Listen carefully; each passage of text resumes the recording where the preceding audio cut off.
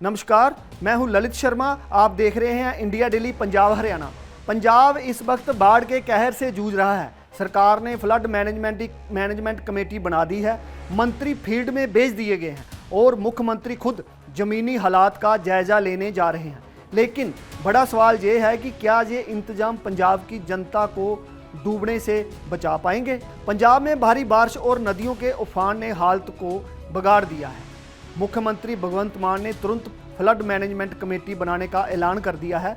जलंधर में control room active कर दिया गया है और अफसरों को साफ हिदायत दी गई है कि किसी भी तरह की लापरवाही बर्दाश्त नहीं की जाएगी।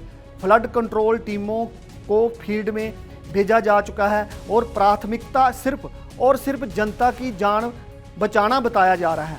सवाल ये है कि क्या सरकारी इंतजाम बाकी ज़मीनी स्तर पर उतने ही कारगर साबित होंगे जितनी तेज़ी से ऐलान किए गए हैं। सरकार ने मंत्रियों को जिम्मेदारियां बांट दी हैं। बलवीर सिंह, गुरमीत सिंह खुडिया और बरिंदर कुमार गोयल पूरे राज्य में निगरानी करेंगे। कपूरथला के लिए मोहिंदर भगत सिंह और हरदीप मुंडिया को भेजा गया है। तरनतारन में लालजीत सिंह पुल्लर और हरभजन सिंह ईटीओ को जिम्मेदारी दी गई है। फाजिलका का इंतजाम डॉक्टर बलजीत कौर और तरुणप्रीत सोंद के दिया गया है। सवाल ये है कि क्या ये मंत्री कागजी रिपोर्ट देंगे या फिर सच में गांव-गांव जाकर राहत और बचाव का काम देखेंगे। सीएम भगवंत मान खुद गुरदासपुर और पठानकोट का दौरा करेंगे। वहां जाकर वे राहत कार्यों की तफसील करेंगे। सीएम ने कहा कि ज़मीन पर जाकर असली तस्वीर दिखती है, दफ्तरों में बैठकर हकीकत छुप जाती है। गांवों में जाकर वे सीधे जनता से बात करेंगे और अफसरों को आदेश देंगे कि किसी भी परिवार तक मदद पहुंचने में देर ना हो। लेकिन बड़ा सवाल ये है कि क्या मुख्यमंत्री का ये दौरा सिर्फ तस्वीरों और कैमरों तक सीमित रहेगा या सच में राहत का पैगाम लेकर आएगा। फिरोजपुर का हाल सबसे नाजुक है। सतलुज नदी का पानी उफान पर है और ममदोट की बीएसएफ चौकियां बाढ़ में डूब गई हैं। ओल्ड गजनीवाला और सतपाल पोस्ट पूरी तरह पानी में गिर चुकी हैं। आसपास के गांव जलमग्न हो गए हैं और लोग मजबूर होकर सुरक्षित ठिकानों की तरफ जा रहे हैं।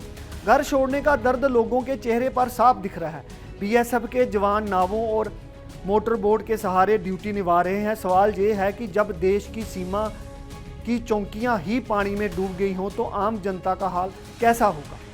हालात बिगड़ते देख एनडीआरएफ, एसडीआरएफ, भारतीय सेना और बीएसएफ तक को मैदान में उतार दिया गया है। पुलिस बल गांव-गांव जाकर लोगों को निकाल रही है।